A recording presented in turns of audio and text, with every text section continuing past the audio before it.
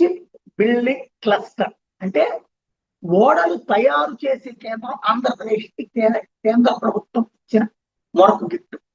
BPCL కి సంబంధించిన refinery Nellore ఎట్లాంటి గిఫ్ట్ 1,00,000 కోట్ల రూపాయల పైన పెట్టుబడి ఆంధ్రప్రదేశ్ లో పెడుతుందో ఇది కూడా అట్లాంటిది. సర్బానంద సోనేవాల్ నౌకా రవాణా యాన శాఖ మంత్రి తాజాగా చేసినటువంటి ప్రకటన 36,000 కోట్ల రూపాయలు ఆంధ్రప్రదేశ్ లో షిప్ బిల్డింగ్ క్లస్టర్ కి పెట్టబోతున్నారు.